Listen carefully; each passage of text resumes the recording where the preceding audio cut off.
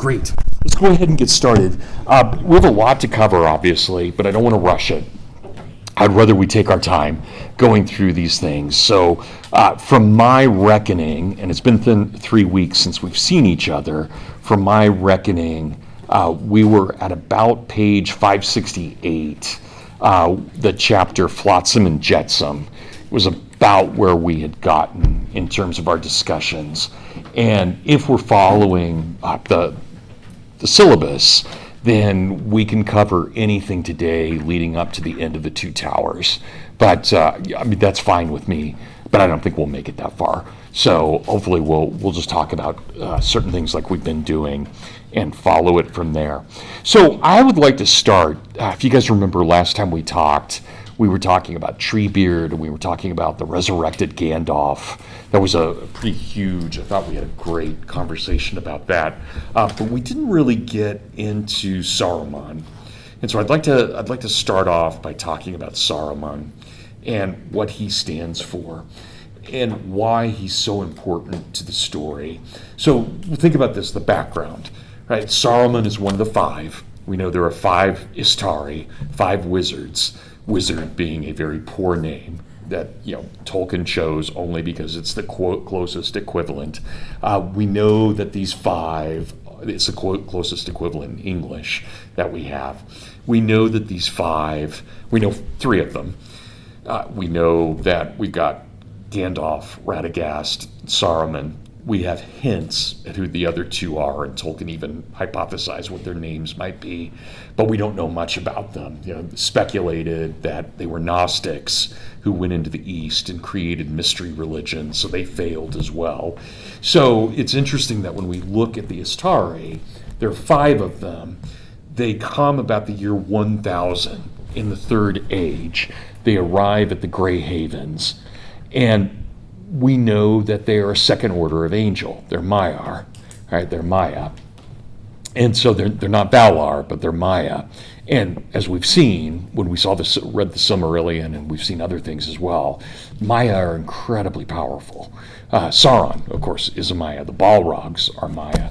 So there's a lot there of that level of power. Why is it then that Saruman goes bad?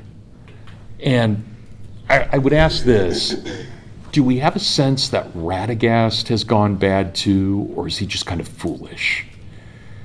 Because it seems fairly clear from what Tolkien wrote that the 2 who go into the East fell.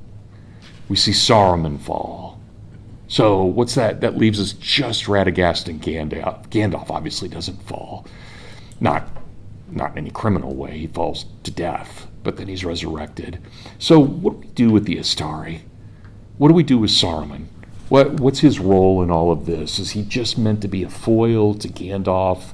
Is there something more going on? We do know that he was the greatest of the Istari, the most powerful by far, hence the white. But what do we do with that? Cecilia? Oh, I was just going to mention that I know Saruman calls Radagast foolish a couple times in Fellowship of the Ring, but I never saw him that way myself. To me, Radagast seemed like he came to Middle-earth. Obviously, they were sent to protect the people of Middle-earth, and he got a little bit sidetracked, mostly hanging out with the animals instead in Mirkwood, which is all very well and good, but like he didn't rise to his full potential, really. So I wouldn't say Radagast. He certainly didn't fall into the same degree that Saruman did, or the Blue Wizards. So where do we leave him in the story? Is he still in Mirkwood? Basically, I mean, it seems like he's done a bit of a Switzerland and kind of just stayed neutral in the whole thing. Stays neutral. That's interesting. Yeah, when I wrote my first book on Tolkien, I don't know if I would say this now, but at the time I argued that he was meant to represent the Franciscans. In not only his love of nature, but the clothing he wears is the same garb that St. Francis wore as well. I don't know if that quite fits, and I'm not sure if I would say it now, but I did believe it 25 years ago when I was working on that. So, okay, what else, guys? Yeah, Nolan. I wonder, the way I've read it before is maybe that where Saruman fails out of an excess, maybe Radagast fails out of a deficiency. Hmm. So Saruman reaches too far. Radagast doesn't seem to reach at all. And that's maybe not a moral failing in exactly the same way, but it doesn't seem that he's actually engaged with the peoples of the world in the way that Gandalf is. Yeah. So Gandalf seems like right in the middle between the two, like almost like a mean kind of. Okay, all right, that's good. Yeah, Andrew? Could you maybe make a parallel between the Istari and the elves? Or there are those who stay in Middle-earth and never go to Valinor, and then there are those who leave Valinor of their own free will. And those who leave are the ones who they have the greater sin. Okay, that's good. That's good. Joe? Yeah. To add to your point, I see Saruman as like kind of like an intellectual pride. Maybe that's his fall, so maybe more akin to like Lucifer.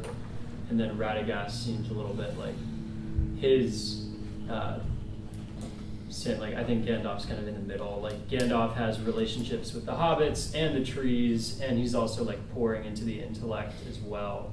But maybe Radagast is just, his head's in the trees. I love the way they portray him in the Hobbit movies, which aren't the best, but I think the way they portray Radagast is like, that's just how I picture him. Like the bird poop like coming downstairs. Dude, take a shower. Wow.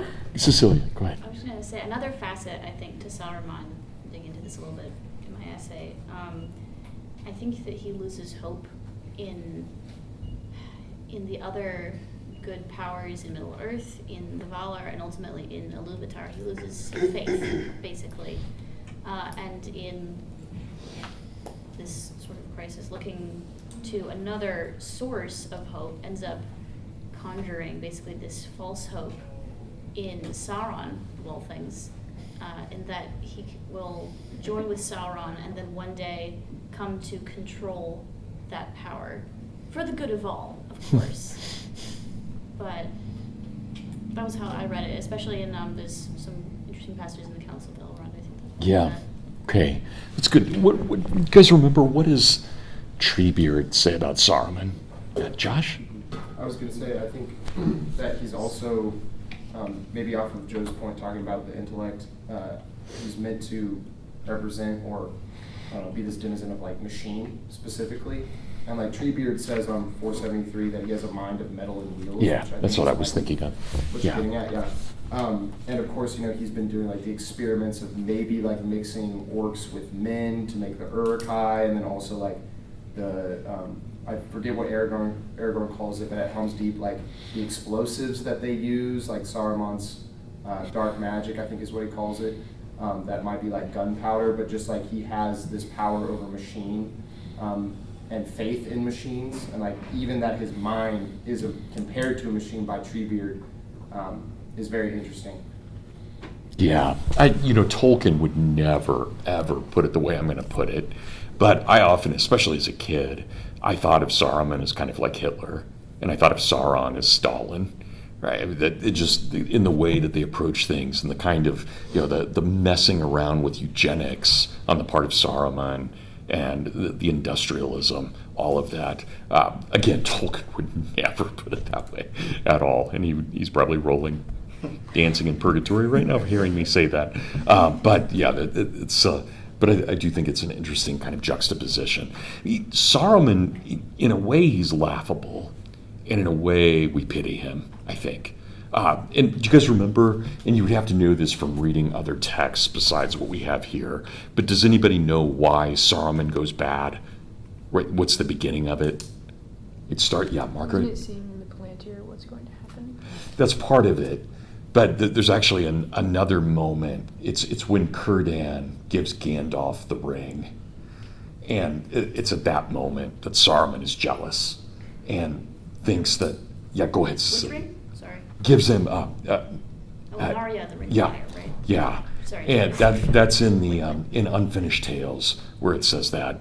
And so Saruman from the beginning is jealous, even though he's the greatest of the Order. He's jealous because Gandalf is the weakest of the Order. But look at what we learn, and I always think this is so telling, and again, in my own scholarship, I've talked quite a bit about Saruman as Gnostic. And that I do believe, and I think Tolkien would accept that as well. I mean, there's something that Saruman believes. He believes so strongly in knowledge and an understanding of things. And remember when Elrond talks about him at the Council of Elrond, right, and Gandalf, and they're talking about Saruman. He had studied too intensely the arts of the enemy, right, and had never been able to escape it. And it's the same kind of thing where Gandalf says, to break a thing, to understand a thing, is to leave the path of wisdom. And I think there's a kind of beautiful element that's a very anti-Gnostic statement. You guys know Gnosticism, right? The Christian heresy that we can work our way to salvation, or that we can know our way to salvation.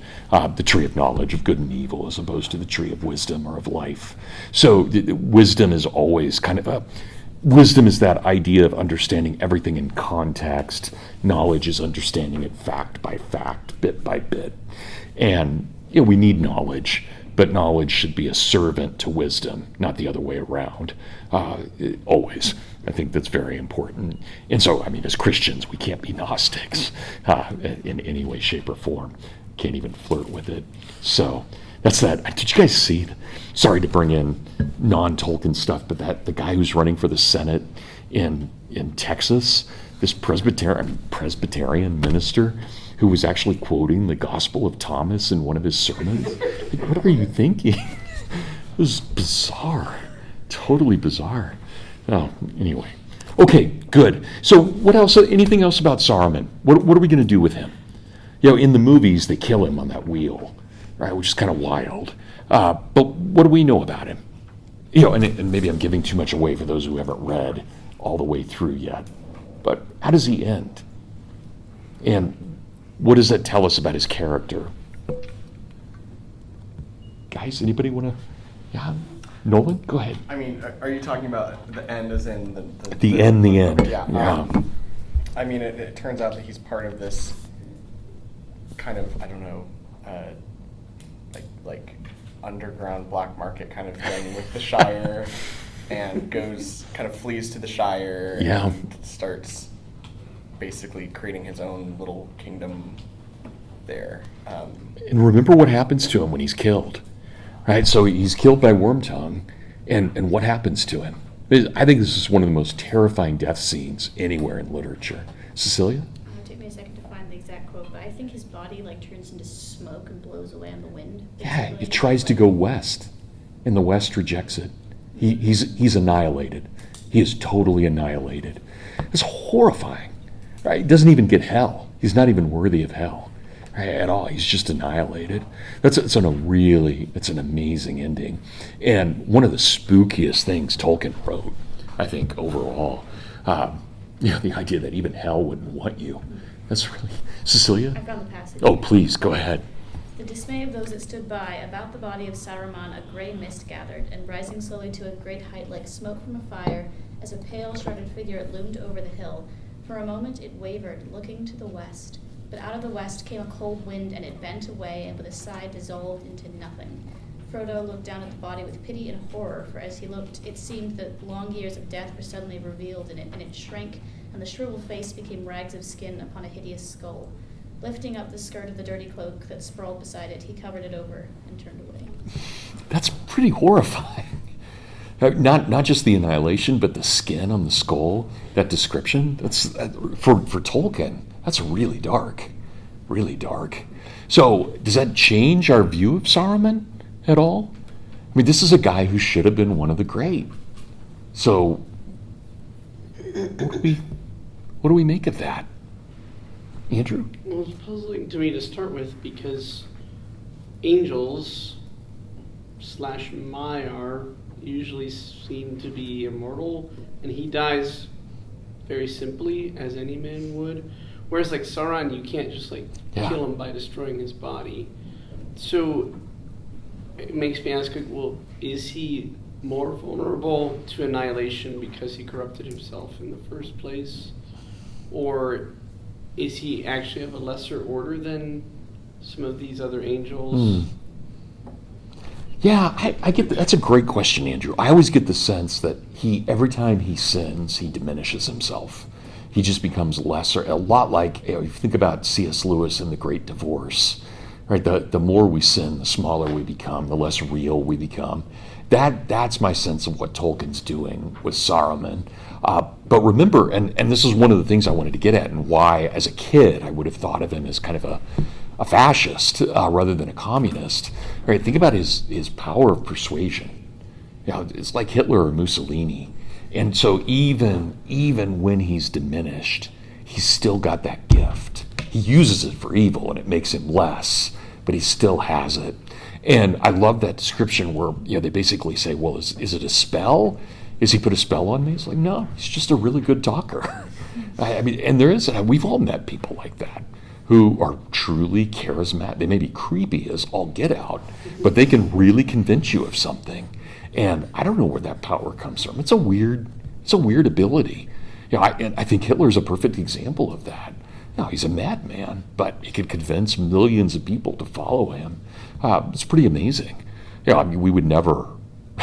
I'm not sure. Is there anyone in politics today who has that kind of voice or that kind of ability? I can't think of anyone who has it.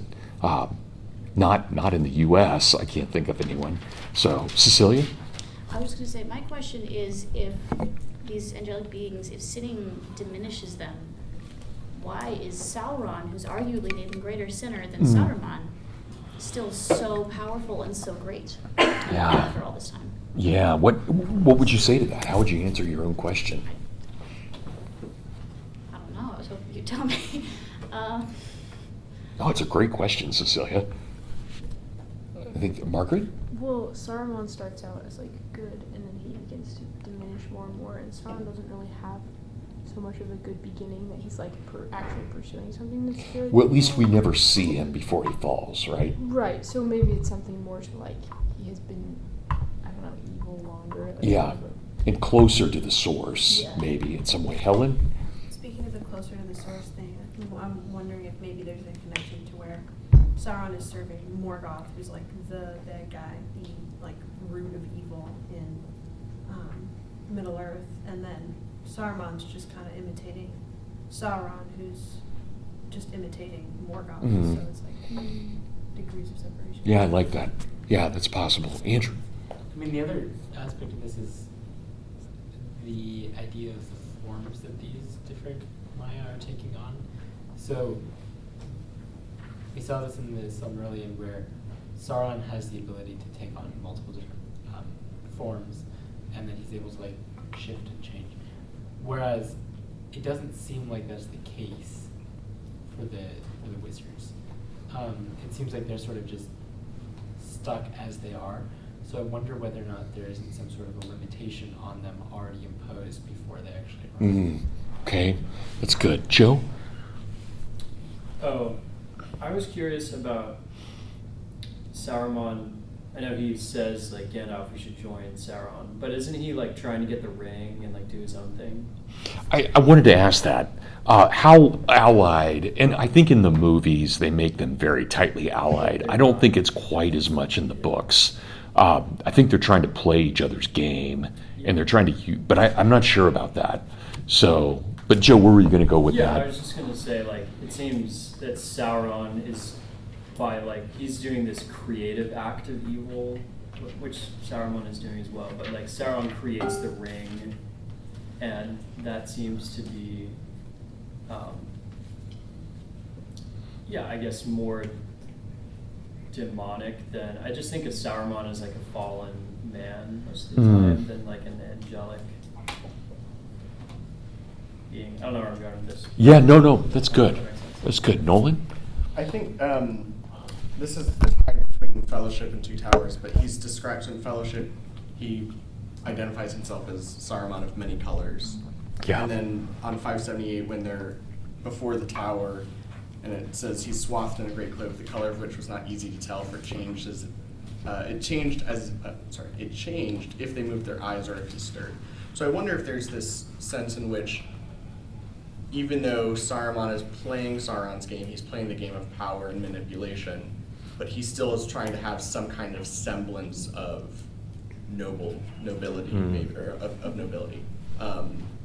Like the way he tries to convince Gandalf seems like that wouldn't even be, that would not be the same interaction between Sauron and Gandalf if there were something, right? Yeah. So the fact that he's trying to have these like many colors or many facets to himself seems like, in one way, okay, that's tearing himself apart, and maybe that plays into the annihilation. But then also, is that partly what allows him to, like still trying to have some, even just semblance of good without the reality of goodness? Maybe that plays into the fact that he's not Sauron. Well, let me ask this. Do you think he thinks he's good? Okay. I think so. Okay. Sophia, we're talking about Saruman. So, Cecilia? Shoot, I forgot what I was going to say. I'll let you pick up if I remember it. Okay. Okay. Abigail. With Nolan's point, like that was just, I honestly, whenever I read the book, never pitied Saruman until the very, very end, where we have this part where his spirit isn't separated from his body. He tries to basically go home and is then rejected. And now that we're mentioning it, it's making me think about it more of, yeah, how much does he think that he's doing the good thing and he's still, quote unquote, on the right side? Just because at the same time what he's doing, how he's studied the arts of the enemy and is trying to replicate it, makes you also think that he knows this is what the enemy does, and so thus copying the enemy, how can he still think he's doing the right thing? And so, yeah, it's just it was a good question to raise in my head, because that makes him a little bit more of a conflicted character, where as soon as he became Saruman of many colors, always just put him, okay, this is another antagonist, basically another villain in the story. So Yeah. it's an interesting Yeah. point. Right. Okay. Good. Anybody else on this? Well, let's keep thinking about that. I'd like it in the background at least, especially as we're trying to put various characters together and think about what they stand for. Okay, anybody have any final thoughts on the first half of the Two Towers? Anything dealing with Merry, Pippin, Aragorn, Gimli, Legolas, Gandalf, Theoden, Eowyn? I mean, any thoughts at all? Because if not, I want to move to the Frodo, Gollum, and Sam. But okay, guys, all right. Well, let's move to Frodo and Sam and Gollum. So I don't know how you guys. Let me ask this: what do you think of Tolkien's choice that the Two Towers is divided between Aragorn and his story and Frodo and his story? Is it effective? Is it a failure on his part? Maybe not a great failure, but a minor failure. Andrew? It's always bugged me. I always thought that it's more confusing when you sort of jump ahead on one timeline and then you have to go back and restart for the other timeline. And I always also was like, well, now we kind of already got through the good part, and now we have all the walking part.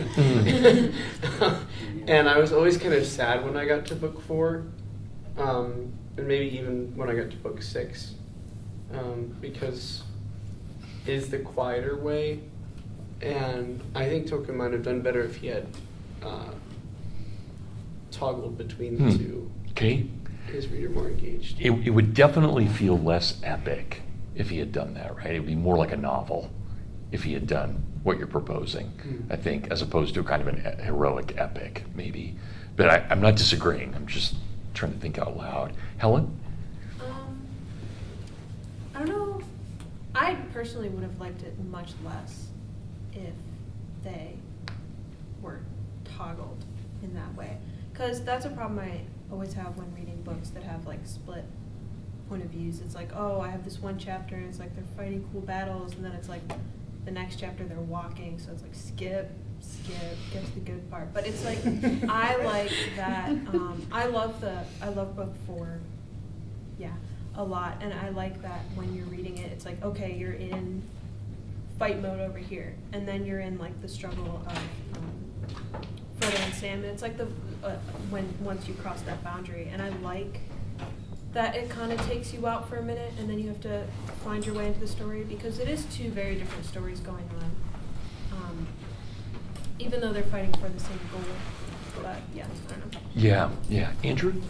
I was just gonna say, yeah, definitely it's a slowdown, and like I've always felt. Say that again, Andrew, I'm sorry. It definitely is like a definite slow. Mm. You're going, especially the way that the third book ends, where they're racing across these fields, and I always wanted to just read what happens next after I wanted to immediately jump to the tier, but there's like this slow section, and I don't think it's necessarily a failure,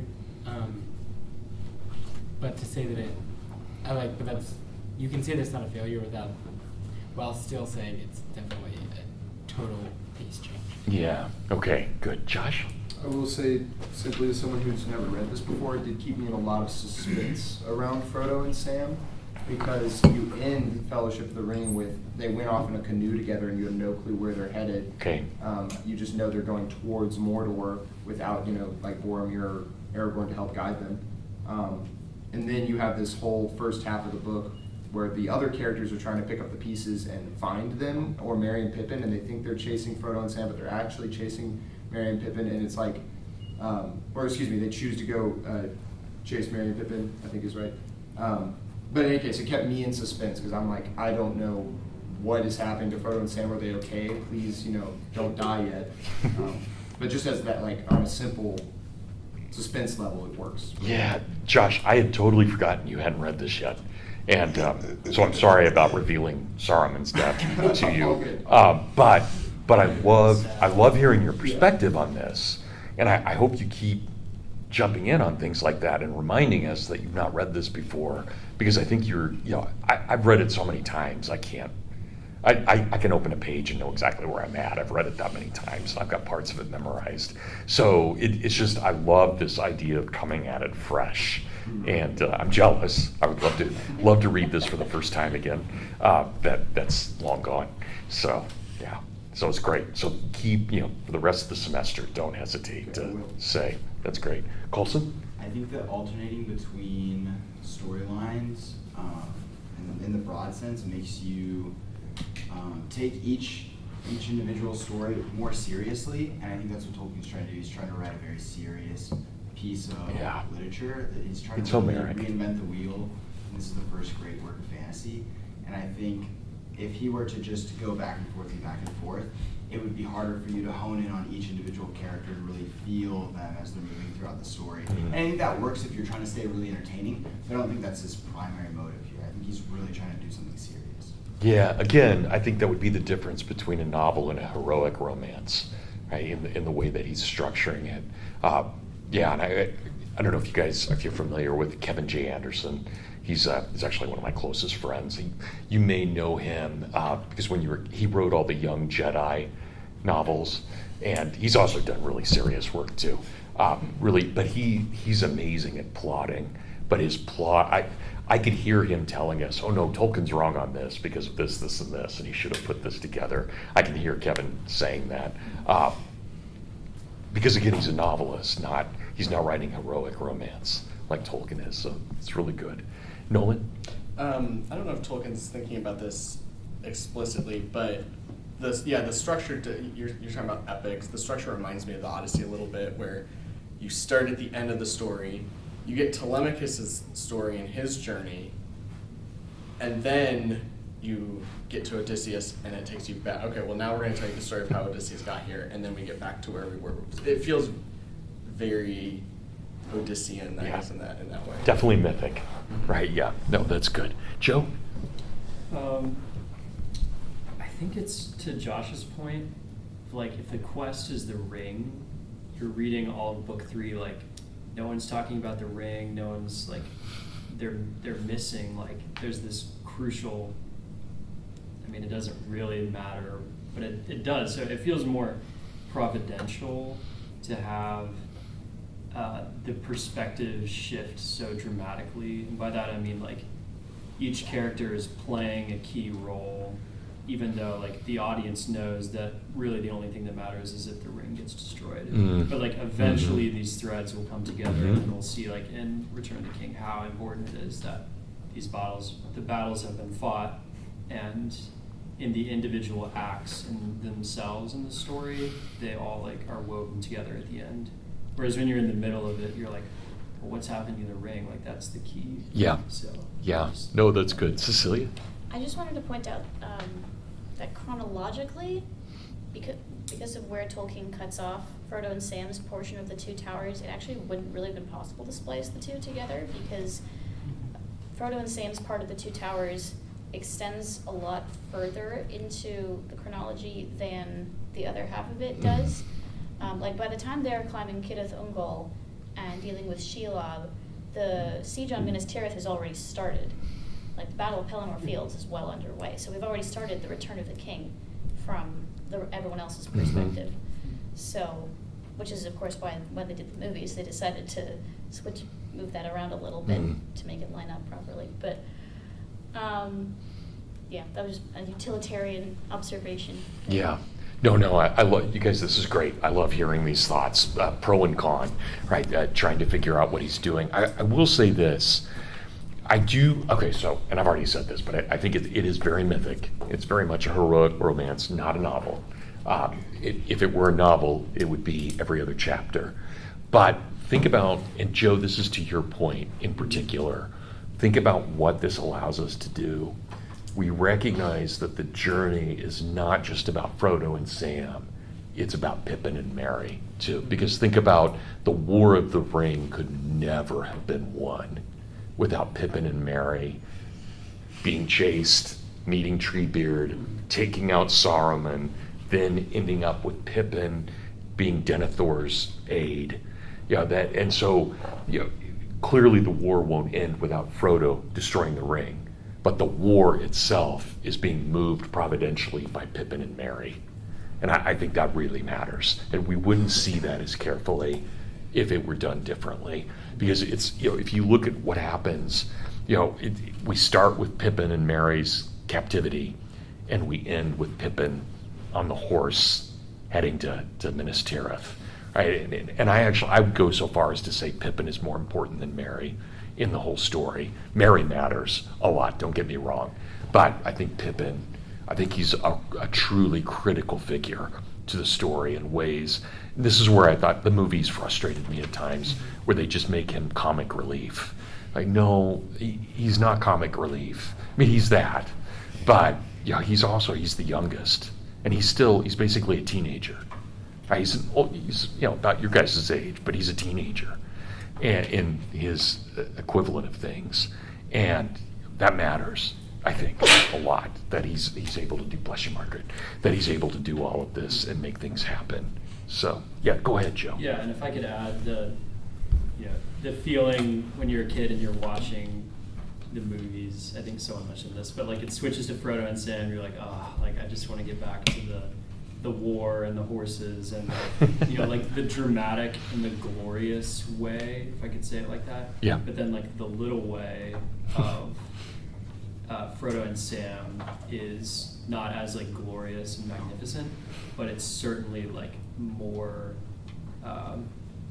pressing upon like the overall arc of the story. Joe, So, are you way. Catholic? Yeah. Okay, that's why you said the little way. Yeah, It's okay.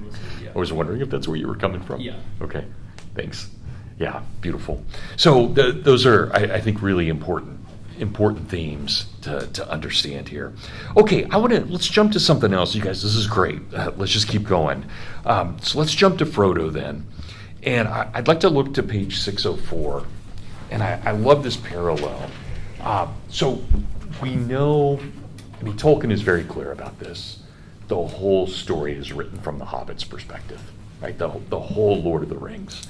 The 4 hobbits and then Bilbo, so 5 hobbits, were reading their story, and that's why the story of Aragorn and Arwen has to be put in an appendix. It doesn't fit in this because it's not from their perspective, and other things that end up in the appendix.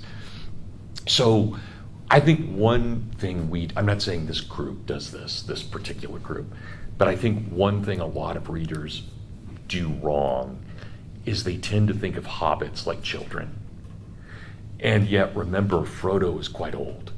He's 50, right? He's come of age, And so he's in he's still young for a hobbit, but he's basically middle-aged. He's much older than Boromir. He's not as old as Aragorn, but he's much older than Boromir, certainly. And obviously he's not as old as Aragorn or Legolas or Gimli, but he's still relatively old within his own understanding. Look what he says on page 604.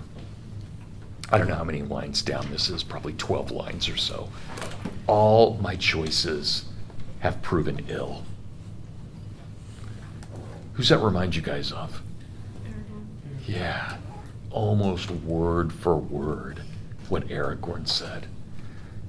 Does Frodo think he's the head of the Fellowship? Maybe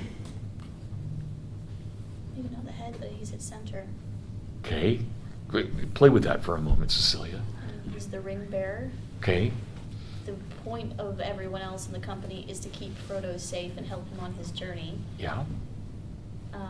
Maybe he's not the guide or the leader, but he is the beating heart of it. Okay, well put. And Very well put. yeah, he has a certain degree of responsibility because of that. Yeah, okay. Andrew? I think he thinks of himself as the leader after Amonhen, because especially when you look at his meeting with Gollum and how he treats with Gollum, it makes him swear, and like he like sort of thrusts him to the ground, and he takes out the sword, and he's like, "I'm in charge." I think he wishes he were not. He wishes Aragorn or Gandalf could do it, but I think he fully does step into the role. And maybe you'll see this even more on Mount Doom when he thrusts down Gollum again, and he appears almost as an angel. Good. Anybody else on this? We surprised by Frodo's taking control like that? Are we surprised that he puts Gollum under the sword? Makes him swear by the ring? It's kind of creepy. In the moment, yeah, I think it's very startling. But if you look at it in context and given everything that's happened, I think it makes sense. Okay. It's not nonsensical. Yeah. No, it's definitely not nonsensical. It makes sense. I'm not sure it's what I want Frodo to be. No. You would agree with that? Okay. Yeah, both Frodo and Sam too. Like poor Sam. I mean, he goes through so much and is driven to some things that he wouldn't necessarily like. His enmity, his constant enmity with Gollum, which kind of devolves into hatred a little bit. Oh yeah. Which is something like, no, Sam, that's dark. Don't go that way. Mm-hmm. Stay my beautiful, wholesome hobbit, please. Yeah. Yeah. And it's sad in a way. Yeah. Seeing How many of how you? his words have affected them. Yeah, I'm sorry, Cecilia. I didn't mean to cut you off. It's okay. How many of you have read Paralandra? Okay. Remember the moment where the unman is trying to unnerve Ransom? He just keeps saying, ransom, ransom, ransom. It's like evil is so banal. And I think Frodo and Sam recognize that. Gollum is really banal in many ways. He's devious too. But his evil is a low evil, and I think Sam just has enough of it. It's too much. It's like the unman just repeating himself over and over again, right, for Sam, from his perspective. So, okay, we had a couple of hands. Abigail and then Helen.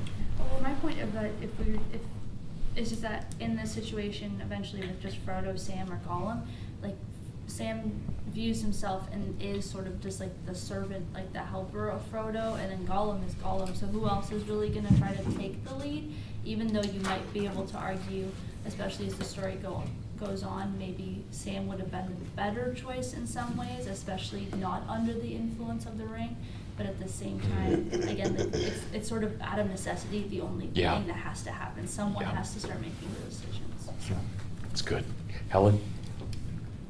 To your point that it's like this behavior is not what we expect to see or even want to see from Frodo. There was this one passage that when I was reading it just like stuck out to me, and I was like, ooh.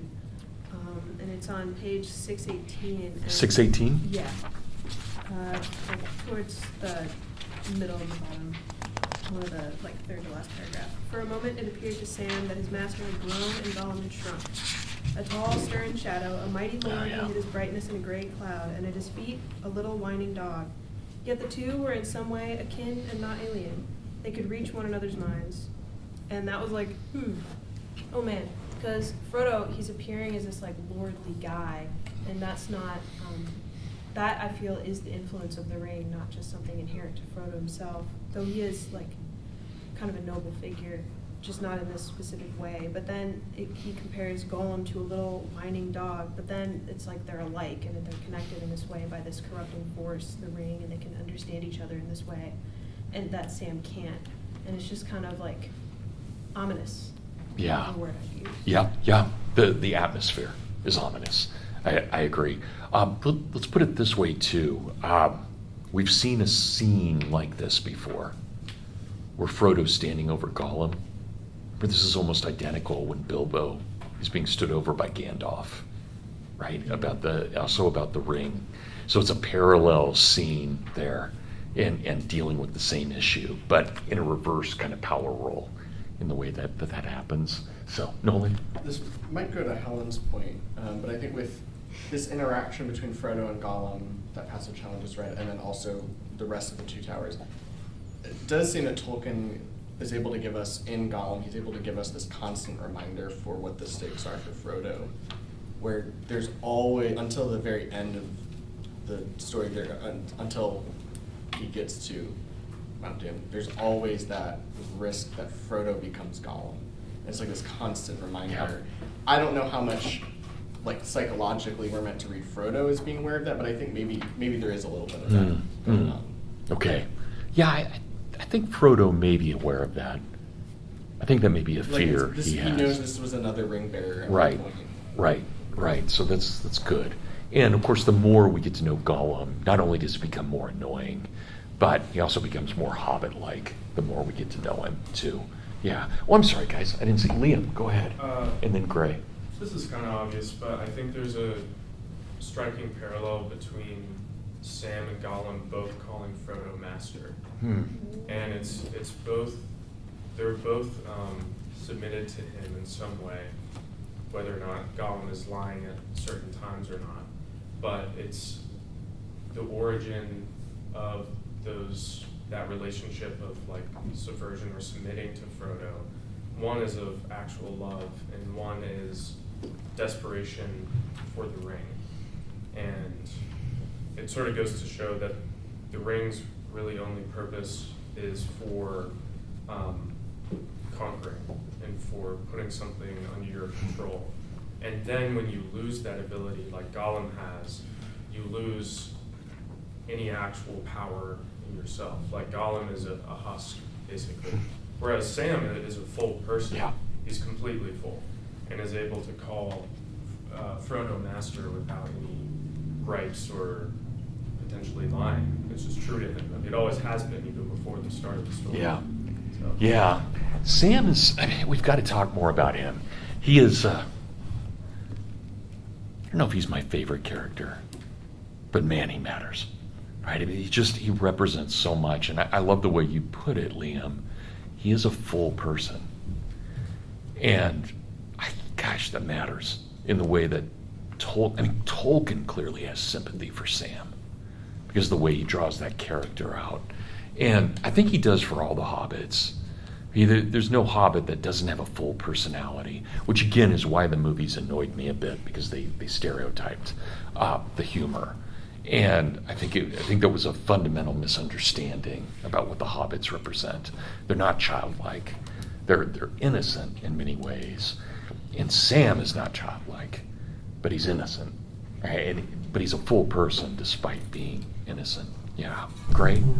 I was just gonna say, like, very, very basically, to Nolan's point, how like Frodo, his concern, I don't think for Gollum is just based on like this could be what I become, but also like he does see part of himself in that as like, but this is also part of me, like how like he could come back to, and like when he just has that sort of concern. Isn't there a part where like Sam wants to like get rid of Gollum and like kill Gollum with Oh, yeah. and he's like, no, we can't do that. Yeah.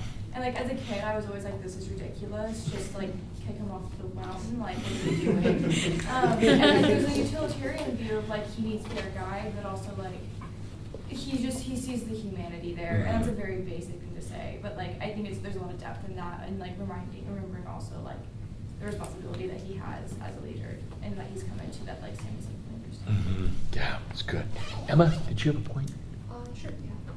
I'm really interested in kind of the way that this, like the relationship between Gollum and Frodo and Sam is sort of an interrogation of what good or bad good looks like. Because like for Tolkien, the ultimate evil is the domination of someone else's will. And so looking at these relationships sort of makes us interrogate like so there's sort of a mastery relationship with Sam, but that's a relationship he enters into willingly. It's one that's like out of love and a desire for service, and also one that actually matures him. Because when we get to the end, the chapter ends the choices of Master Samwise. Yeah. He's going to grow beyond this. Yeah, yeah. Yeah. But it's temporary. Whereas with Gollum, it's this really uncomfortable, something we're doing out of necessity and out of pity, and does in some cases actually save Gollum's life. Yeah. Or it's for us to watch it, but we can never get away from, like there's no way to make that relationship better. It's very good. I think it's so important to note exactly what you just said. Sam goes from being working class to being middle class in that moment, right? He becomes something. He becomes a true citizen of everything at that moment, and we've got to talk about that. Yeah, that's really good. Zealand? Yeah, going back to Frodo saying all my choices have proved ill, I think it's important to note that, like, one of the biggest choices he makes is when he claims the ring in the Council of Elrond, when he says, I will take the ring, though I do not know the way. And I think that's paralleled perfectly at the end of this paragraph where he says, all my choices have proved ill. He still says, I don't know what is to be done, which is the same thing he said before. But then right after that, he says, what food do we got left? So it's like, I don't know what to do, but I'm still going to take action. So I think that kind of represents him claiming the ring again. Okay. In that moment. Interesting. I hadn't thought about that. That's good. Okay, anybody else on this? All right, I want to point out, let's do some reading for a moment. I want to read to you guys. I'm going to do the reading, if you don't mind. On page 631. This is, I can't help but be autobiographical about this. As you guys know, Tolkien suffered very, very seriously from depression and had to be hospitalized. I hope you guys know that. Had to be hospitalized several times in his life, at least one major time in his life, for a couple of weeks, because I don't know, we don't know the details. Was he suicidal or what? I mean, I'm sure it was something to do with World War I. And he just would not talk about World War I until the first evidence we have that he talked about it was in the 1960s. So long, 50 years after the war, he's finally talking about it. And he reveals that this passage I'm going to read is his description of World War I. And you guys, I'm going to tell you a story. I want to make sure I haven't told you it before. Have we talked about Sir Martin Gilbert in this class at all? You guys remember? Okay, I'm going to tell you this story. It's one of my favorite stories. I was afraid I had told you already. This is the problem. It's funny, as I get older, in some ways my mind is sharper than ever, and in other ways, it's not. There are things I forget too easily, and I hate repeating myself. I'm so embarrassed when I do that. So, let me tell you, this is, do you guys know who Sir Martin is? Okay, Sir Martin, he's passed away now. He would probably have been, in his day and age, one of the 3 or 4 most important historians in the world. He was very, very popular because he was Winston Churchill's official biographer. And he knows Dr. Arndt very well. And Dr. Arndt worked for him and studied under him. And so Sir Martin used to come to Hillsdale, when I was young, back when I was in my 30s. He used to come and he would teach like a 3-week class every September, and then he'd go back to England. And he had been in Margaret Thatcher's cabinet. He's an Israeli citizen. He's Jewish. That's going to be important to the story. So he's British citizen as well as a Israeli citizen. And here I am, like 33, maybe 34. Yeah, I'm 58 now. So 34 is a while ago. And we're walking in the hall, and he comes up to me. We're in Delp, and he comes up to me and he says, "Bradley." Kind of shocked, 'cause I didn't even know he knew who I was. I was the young historian, no, I had not made any reputation or anything at all. And he comes and says, Bradley, we have to talk. It's like, "Oh, Sir Martin, okay, yes, let's talk." And he says, "Well, no, we'll do it nice. My wife and I will take you to lunch because we got to talk about something important." I was like, "Okay." And so we go to lunch, Lady Esther and Sir Martin. And we go up to what's now Olivia's. It was called the Chicago Water Grill. And I'm nervous. I'm really nervous. This guy's a big deal. And we're sitting there, and I finally said, "Sir Martin, this is great, but what did you want to talk about?" He said, "Well, I read your book on Tolkien." Oh, man. Okay. And he said, "You got it really wrong, and I need to correct it." Like, okay, if he tells you it's wrong, right? And so what I had done in the book, Tolkien in his letters always says, Sam was my model of an English soldier. And I was a terrible soldier. And if I hadn't had Sam, I would have been an even worse soldier in the war. So I wrote in my book, Tolkien was a terrible soldier. That's what he said about himself. Well, okay, here's what happened. Sir Martin, and he's passed away now, but Sir Martin started his career right when Tolkien ended his career, and they were at Merton College, Oxford together. And this is amazing to me because, and this is where the Jewish part becomes important, because Tolkien was Catholic and Sir Martin was Jewish, even in 1959, they weren't allowed to sit with the Protestants. They had to sit at a segregated table with one another. And so they got to know each other really, really well. And I get emotional thinking about this because Sir Martin was great. He said, "Bradley, you have to understand, Tolkien thought he was a bad soldier because he survived." When you realize it, it's like, holy Moses, right? He was a bad soldier because he survived. Only the dead were good soldiers. Can you imagine living with that kind of guilt the rest of your life? And so, that's incredible to me. Incredible. And I've told this story a number of times. It always gets to me, right? I completely misjudged Tolkien. Right? He was a great soldier, but he survived. So he's a bad soldier.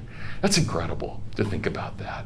And so I imagine, when Tolkien wrote this, and he described this, man, this is what World War I looked like. And so for this passage, it is autobiographical for me because of meeting Sir Martin and him being so gracious to me. Again, a young scholar who had no business being in his company at all, but incredible to have that kind of relationship with him. And he went off and it was great, Sir Martin, to answer my book. And he was right to do this. He wrote a history of the Battle of the Somme. And he did it all from Tolkien's perspective. Isn't that cool? It's like pretty amazing.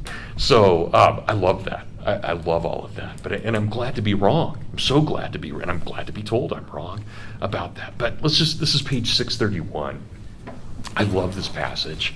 It's brutal. It's the most brutal passage in the whole trilogy, but it's amazing. Look at that. It's the second to last paragraph there. At last, on the 5th morning, since they took the road with Gollum, they halted once more. Before them, dark in the dawn, the great mountains reached up to roofs of smoke and cloud. Out from their feet were flung huge buttresses and broken hills that were now at the nearest scarce a dozen miles away. Frodo looked around in horror. Dreadful as the dead marshes had been, and the arid moors of the no-man's land, more loathsome far was the country that the crawling day now slowly unveiled to his shrinking eyes. Even to the mirror of dead faces, some haggard phantom of green spring would come, but here neither spring nor summer would ever come again. Here nothing lived, not even the leprous growths that feed on rottenness.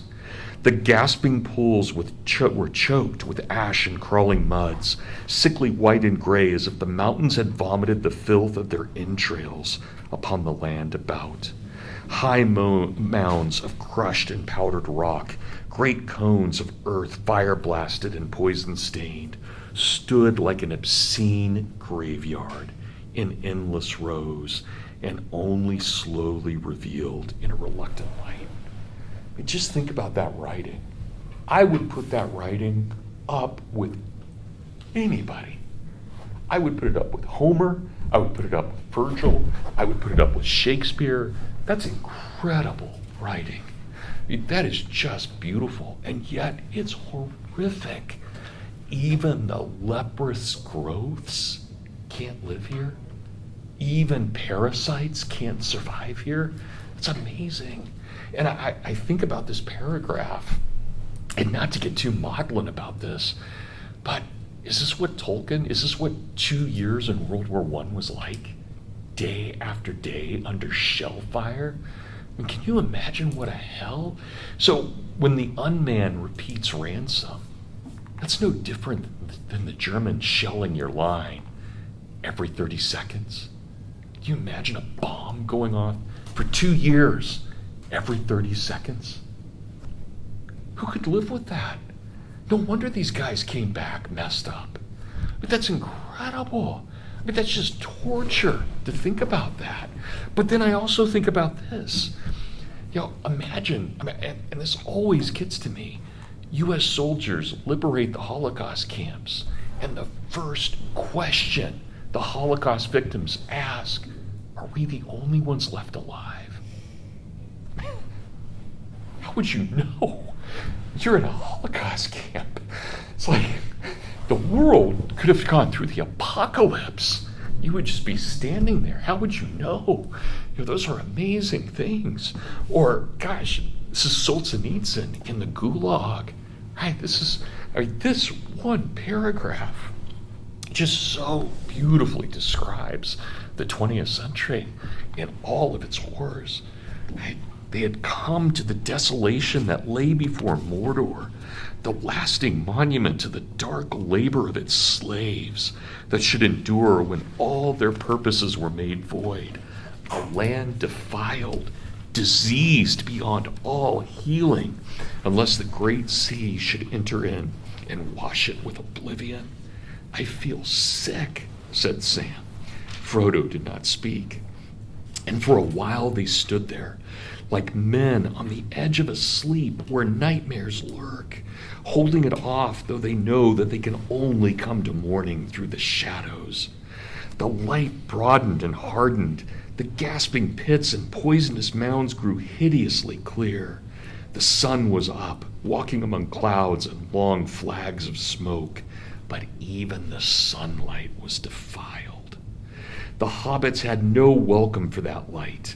Unfriendly it seemed, revealing them in their helplessness like squeaking ghosts that wandered among the ash heaps of the Dark Lord. And again, my gosh, you're a Pole or a Jew and Auschwitz has just been liberated? Isn't this what it would be like? You're like a ghost wandering among the ash heaps? It's incredible. And so for me, and I've wanted to get to this day this whole semester, but I mean, this is just, my gosh, how would you ever in any way, like some people have, claim that Tolkien is for children or that this doesn't matter? It's like the most powerful paragraph of the 20th century right there. Powerful 2-3 paragraphs, right? Just absolutely incredible. So for me, and we're right at the heart of the, look what page we're on. 632, right? We're right in the middle of the story. We're right here. And man, you don't know what's going to happen. I mean, you guys, Josh, you're there. You don't know if it's going to end well. I mean, we know it's Tolkien and it's a fairy story, so it's probably going to end well. But man, it doesn't look good at all. And, what have I read this 50 times? It still gets to me.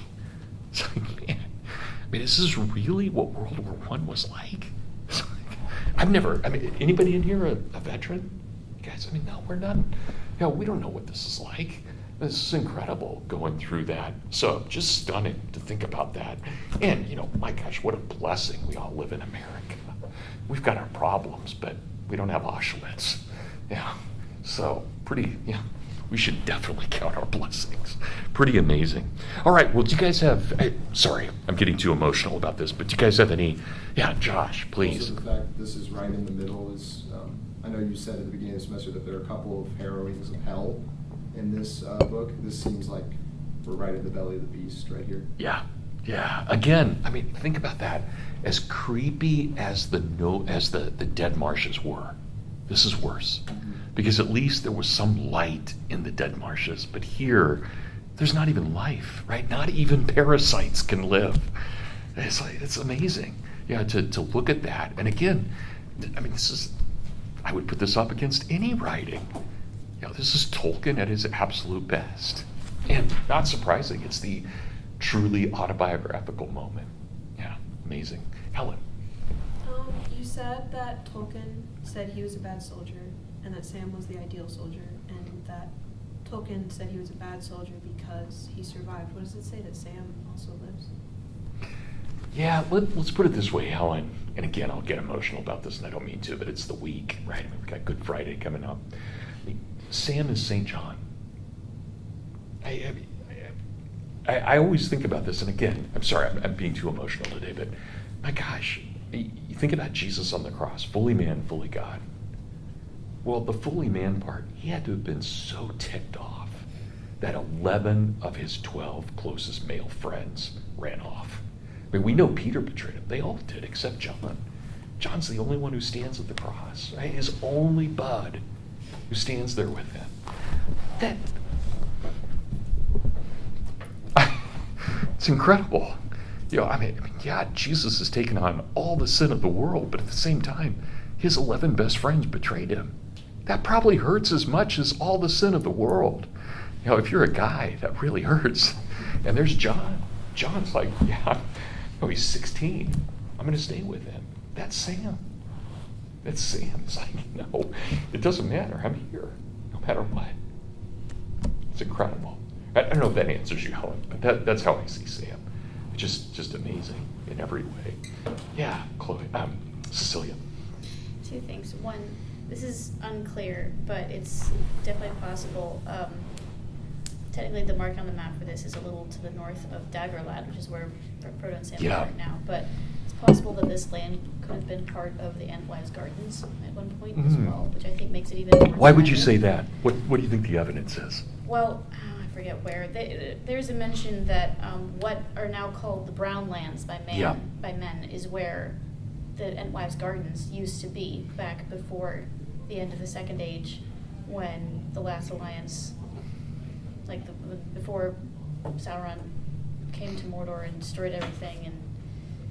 And again, it's not really clear, but it's in that general area, so I think it just would have made it even more tragic. Interesting. This beautiful grown place that becomes such a desolation. So it's just one little observation I want to make. And the second one was, this is a story that I heard you correct me on this. You mentioned Pippin earlier as being very important and being the youngest, and we've been talking so much about what makes a good soldier from Tolkien's perspective.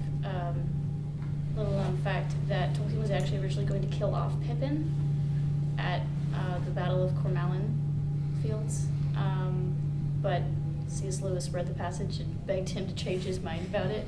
Because I'd not heard that. Wow. I'd heard that somewhere. Oh, no, I'd not heard that. That's interesting. But yeah. I just thought that was another interesting factoid. Yeah, no, that's really good. Good. Zealand, did you have a, no, Nolan? Yeah. The bit you were reading, I was just thinking about, like, on the level of craft and how he's putting this together. Just the small detail stood out to me at the bottom of the first paragraph, where it says, the great cones of earth stood like an obscene graveyard of endless rows, which, just at face value, that's that's dark, terrifying way to describe it. But the fact that he puts in the adjective obscene implies that there are not obscene graveyards. Maybe this is stretching too far. No, but go. I think maybe you look at graveyards attached to churches, and there's like that's pointing to an obvious hope, right? Like you just see rows of crosses that are pointing to, okay, well, what is the cross fulfilled or culminated in? And it's the overturning of death. So this is like death without the hope of overturning. Yeah. Just the very fact that he doesn't just say they stood up like tombs or they stood up like graves, but that they stood up like an obscene graveyard. It's amazing. Like that seems to open for the recognition that I agree. Totally agree. there are good graveyards. Yeah, they're holy ones, Mhm. right? Absolutely. And this is not one of them. And think about the hint, too. It would take the sea to baptize it, but the sea would have to come in. It's the only way this will ever be saved. And if you guys remember, we talked about this with Tom Bombadil. Tom Bombadil also governs a former battlefield, and he keeps it in check. There's no Tom Bombadil at this battlefield. It is left without a steward. There's no Adam here to take care of it, right? To have stewardship over it at all. Liam? I'm gonna struggle to phrase this right, but there's this pattern in history of young men going off to war with a lot of zeal and then coming back and saying, never again, not for my sons, not for my grandsons, and they're scarred by it. And then it happens again, whether that's through a good reason or not. And I think that's, in a sense, what Tolkien is giving to us, is a look at the results of war, which is horror. And I think it's very true in this story when you look at Rohan and Gondor. Like, King Theoden is reluctant to join the war. Like, he'd rather go to Helm's Deep and just defend his people, because his son has died and he's seen his people be hurt time and time again. He's seen battle himself. And he doesn't want this to happen again, what Frodo and Sam are witnessing. And I think really just the sad truth is that this has to happen. Like Gandalf and Aragorn say that. And they don't really call Theoden a coward because they know what he fears. And it's valid. But they say, war is here and you have to face it. And this will happen again in some way. Yeah, it's really well put, Liam. Really well put. So, again, I think we could never, even though we know the Lord of the Rings is not an allegory, we could never imagine this without World War I as well, right? There's just, it's too strong there in every way. And this passage just proves that. And again, I mean, I would ask you guys, and you can disagree with me. Please don't hesitate to disagree with me. Have you read better writing than that? I don't think I have. I read a lot. I just don't think I've come across anything as powerful as that. I've read things more beautiful, but I haven't read anything that just grabbed me and said, wow, this is the 20th century. Whether you're in the Holocaust camps or the war, doesn't matter. I mean, this is what the 20th century was, right there. So, Josh, did you ever end up? No, sir. Oh, I'm sorry, somebody, Jonah. Yeah, I just found it kind of curious, I suppose, that like although he's not like a big fan of allegory, we're not supposed to read this as allegory. Like the just the names in this paragraph, like the dead marshes, the no man's land, and like the dead faces, is kind of like Straight out of World War I. Yeah, it's like right on the nose, but yeah, I mean it still works, It does. Yeah, it really does. Andrew. Are there parts of France that are still unhealed? I don't know. I know there are parts of France that still have so many bombs that never detonated that you can't farm them. Yeah, that's how many shells they were dropping. Can you imagine? It's like you still have to be careful. 100 years later, over 110 years later, you still have to be careful about it. So, Cecilia. There's just another little factoid, but it was making me think about the fact that for the films, when they were filming, I think it was actually the battle in this place, the battle before the Black Gates, in the Return of the King, they actually went to a part of New Zealand where the New Zealand military practiced doing bombing. Oh, really? Yeah. Huh. So the landscape was very much torn up. Okay. By interesting incendiaries and stuff. Yeah. Yeah. Which is highly appropriate, obviously. Yeah. But yeah. Wow. Yeah. I mean, it really was. World War I shattered Western civilization. Just nobody was expecting that.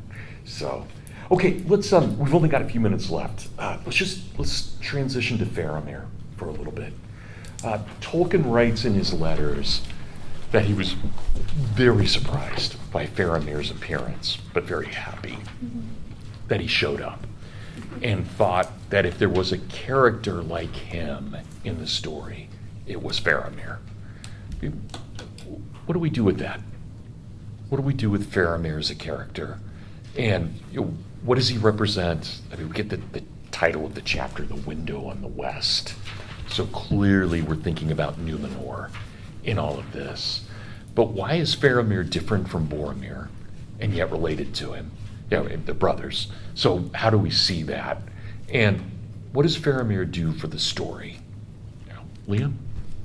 This is actually another complaint towards the movies, but the movies kind of like frame him as like daddy's little boy will just do whatever his dad wants, and he's very dour and kind of just obedient to a fault to his very flawed father who's kind of losing his mind. But in the book, he's more of his own man, like Boromir was. Oh, he's totally his own totally man. His own Yeah. And he proves himself with the ring by not taking it. I forget the exact line, but it's like, if I came by the ring just on a highway, I would still not take it. And he kind of, this is no real insult to Boromir, but he proves himself above Boromir in a sense. He's even more his own man.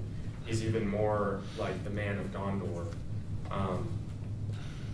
Yeah, I just think that he's treated unfairly in the movies.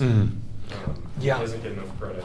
Yeah, I thought part of the problem in the movies, the actor just wasn't that great. I mean, he was fine, but he wasn't that great.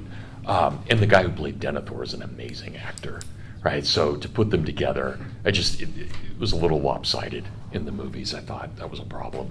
But yeah, Abigail. Yeah, I find Faramir as an interesting character because he's a fairly youthful character compared to someone like Aragorn, but he's one of the characters we see who tries to be wise. Like, there are comments about how he tries to learn and then use his knowledge to make good, wise decisions, and we didn't see that type of maturity in Boromir. We obviously see it in someone like Aragorn, but Aragorn is of, like, in some ways, obviously someone of a different race. So I think we see in Faramir, in this book, like, so far, completely just a man who's actually a good man. So I think that's why he's important. Yeah, he's fully a man, though, Yeah. right? I mean, he is definitely, as you said, he is his own person. So, Helen?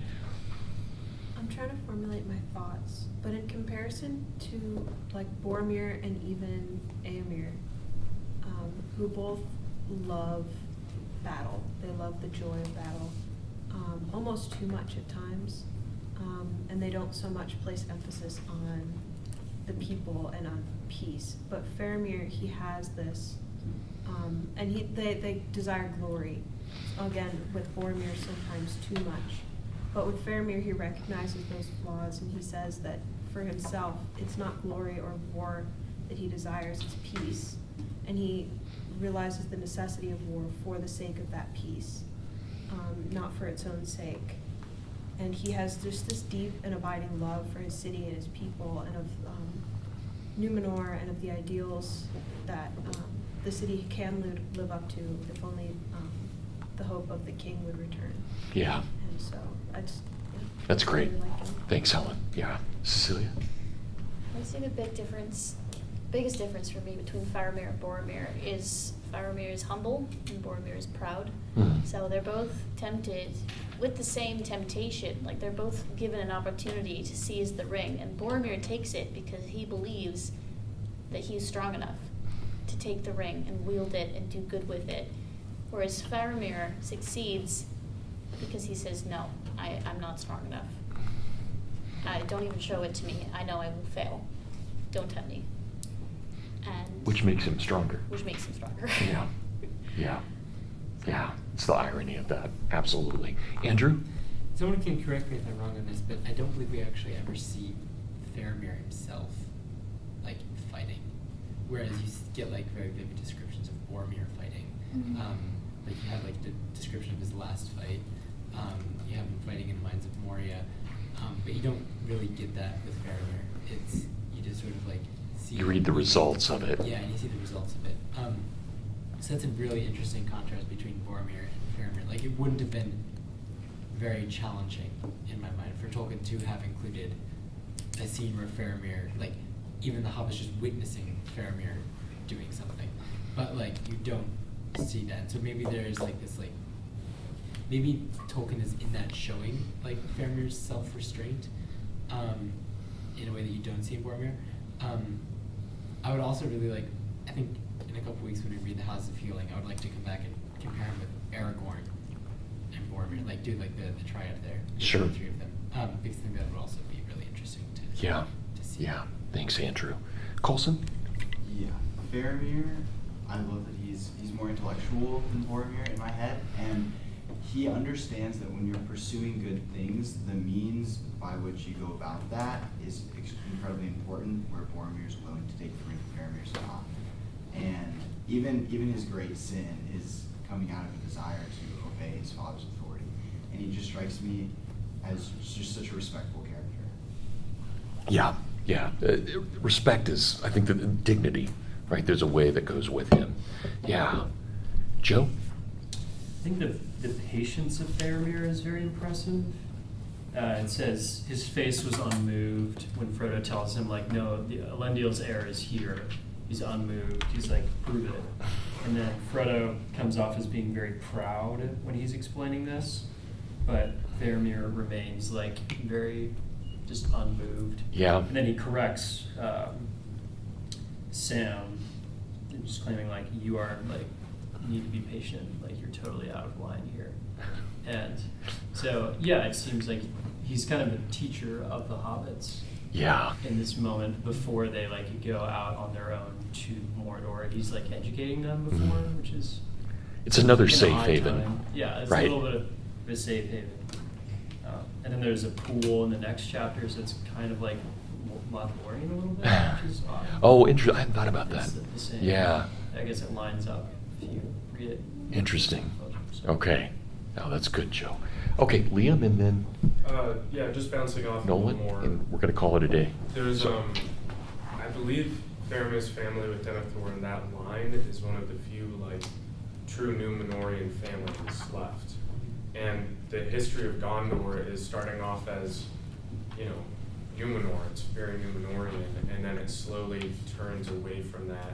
It reminds me kind of like Roman Republic, Roman Empire, and how every once in a while there comes along a guy who returns to the Republican virtue, the old Republican virtue, and he usually is a philosopher. And so I can totally see Tolkien taking that and implementing that sort of pattern into Faramir, as Boromir and his father are branching away from the lore keepers and the philosophers of Númenor, and becoming more warlike, almost losing themselves to a different, more basic side of humanity. And Faramir is the promise that the past of Númenor can come back and sustain itself. That's great. Good. Nolan, last word today. I think with Faramir, it's telling. I think we can see where he gets some of these qualities that people have already mentioned. Like, he doesn't value just the glory of battle for its own sake, where he says, I don't value the sword for its sharpness, but for that which it defends. And he's patient and discerning. So there's a wisdom there, and I think a lot of that seems to come from what Sam recognizes, that, oh, I think you're like a wizard in a way. Right? He compares him to Gandalf, which I think, where we're at in the story, we already know this, I think, that when Gandalf would come to study the lore in the halls of Gondor, that Faramir would be with him. And so that kind of attention that Faramir pays to Gandalf and what he's doing and the history, where it doesn't seem like Boromir is present there. I wonder if that combination of the learning and the following the path of wisdom, but also the readiness to go into battle, largely make Faramir who he is, also compared to his brother. Yeah. Oh, that's great. That's a great place to end this. Okay, guys. Remember, we don't meet next week because it's Easter Monday. So we'll see each other in 2 weeks. And I'd like to start by just talking about Sam again, and especially about Sam defending Frodo against Shelob. All right? Thanks, everybody. Great class today. Happy Easter, everyone.